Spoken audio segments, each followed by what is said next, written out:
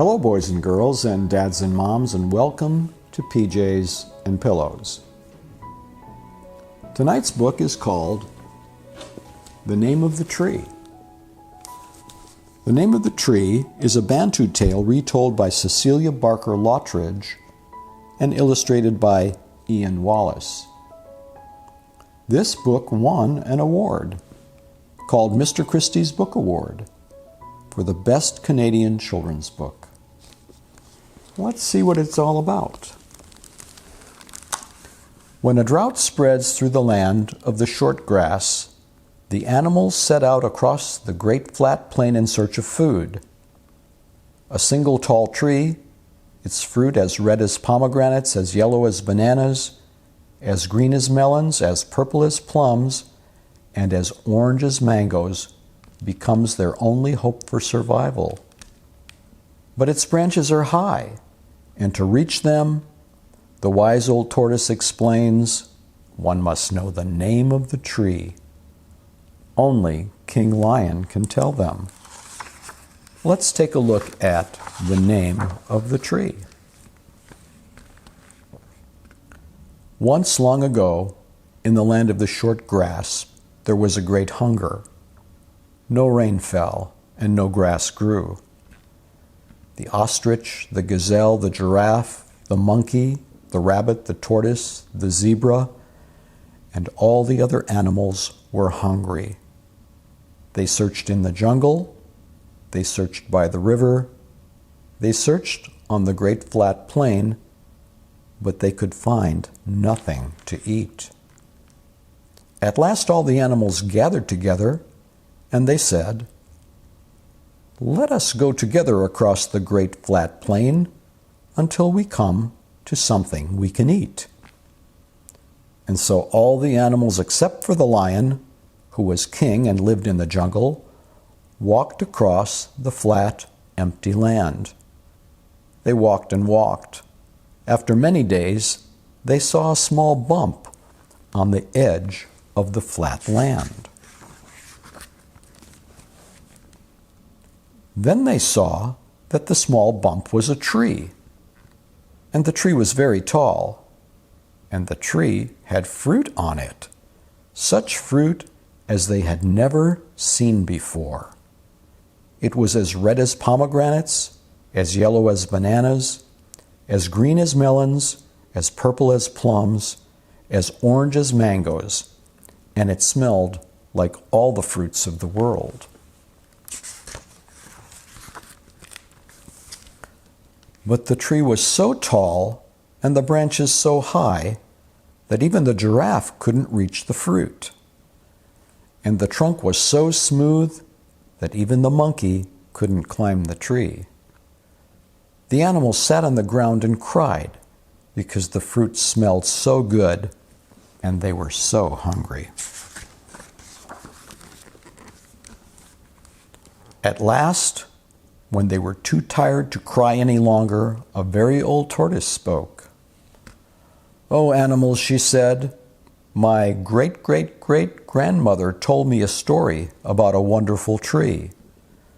The fruit of that tree was delicious and good to eat, but it could be reached only by those who knew the name of the tree." The animals cried out, "But who can tell us the name of the tree?" The very old tortoise answered, "The king knows. We must send someone to ask him."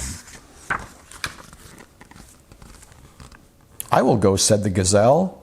"I am the fastest runner of us all." And that was true. So the gazelle started out across the great flat plain. He ran like an arrow shot from a bow, and as he ran, he thought, "How lucky the animals are that I am willing to go to the king. No one can run as fast as I." Indeed, it was not long before the gazelle reached the jungle and the place by the river where the king lived. The king was sitting with his tail neatly wrapped around him. Every hair in his golden coat lay smooth and shining. He spoke kindly to the gazelle. "What do you wish of me?" he asked. "O great king," said the gazelle, "all the animals are hungry, and we have found a tree filled with wonderful fruit. But we cannot eat the fruit until we know the name of the tree." "I will tell you," said the lion, "but you must remember, for I don't want to have to tell anyone else. The name of the tree is Ungali." "Ungali," said the gazelle. "I will run as fast as the wind, and I will reach the tree before I can possibly forget." The gazelle thanked the king and began to run through the jungle and across the great flat plain. He thought about how happy all the animals would be and how they would thank him and be grateful to him. He thought about this so hard that he did not see a rabbit hole that lay in his path, not far from where the animals were waiting. He stepped in it and went head over hoofs, over head over hoofs. He landed in a heap at the foot of the tree. "What is the name of the tree?" shouted the animals. The gazelle shook his head. He shook it again, but the name was gone. "I can't remember," he whispered. The animals groaned. "We will have to send someone else," they said. "Someone who will not forget." "I will go," said the elephant. "I never forget anything." And the animals nodded, for this was true. And so the elephant strode off across the great flat plain. "I will not forget," she said to herself. "I can remember anything I choose to, even the names of all my cousins." The elephant had hundreds of cousins, or the names of all the stars in the sky. When the elephant arrived at the edge of the river, the king was sitting in his usual place, but the end of his tail was twitching, and his fur was ruffled. "What do you want?" he growled. "O king," said the elephant, "all the animals are hungry." "I know," said the lion.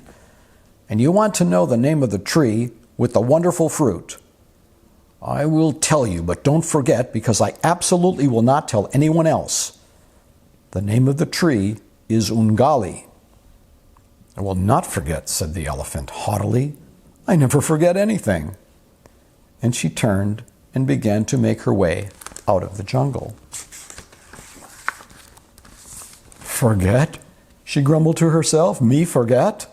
Why, I can remember the names of all the trees in this jungle." And she began to name them.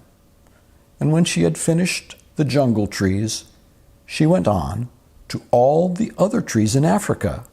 She was just starting on the trees of the rest of the world when she happened to step in the very rabbit hole that had tripped the gazelle. Her foot fitted exactly into the hole, so exactly that she couldn't get it out. The animals waiting under the tree saw the elephant and ran toward her, calling, "What is the name of the tree?" The elephant pulled and tugged and pulled and tugged, and at last, with a great pop, her foot came out of the hole. "I can't remember," she said crossly, "and I don't care. That tree has caused far too much trouble already." The animals didn't even groan. They were too tired and too hungry. After a long time, a very young tortoise spoke. "O animals," he said, "I will go and find out the name of the tree." "You?" said the animals, "but you are so young, and you are so small, and you are so slow." "Yes," said the very young tortoise, "but I know how to remember. I learned from my great-great-great-grandmother, the one who told you about the tree." The animals had nothing to say, and the little tortoise was already on his way. It is true that he was slow. By putting one short leg ahead of the other, he crossed the great flat plain, went through the jungle, and arrived at the place by the river where the king lived. The king was not sitting in his usual place. He was pacing up and down the bank of the river, waving his tail. His fur was standing on end. When he saw the very young tortoise, he roared, "If you have come to ask me the name of the tree, go home. I have told the gazelle, and I have told the elephant, and I will not tell you that the name of the tree is Ungali." The very young tortoise nodded his head politely. He turned and began to walk out of the jungle. As he walked, he said, "Ungali, Ungali, the name of the tree is Ungali. Ungali, Ungali, the name of the tree is Ungali."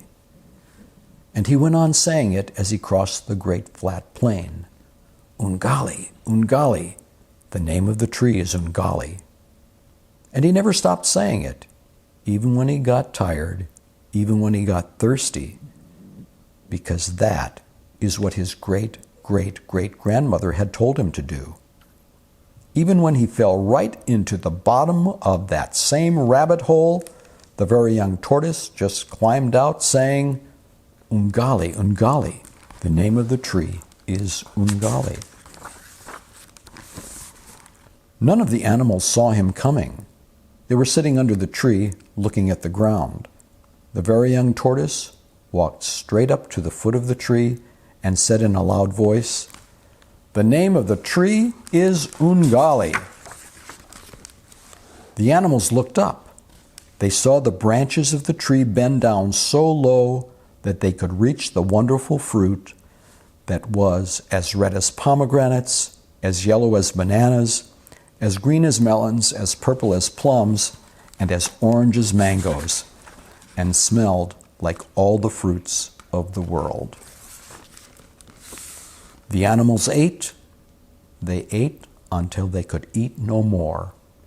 And they lifted the very young tortoise high in the air and marched around the tree chanting, "Ungali, Ungali, the name of the tree is Ungali," because they did not want to forget. And they never did. And that is the end of the story. So brush your teeth, give hugs to the people that you love, and have sweet dreams. Good night.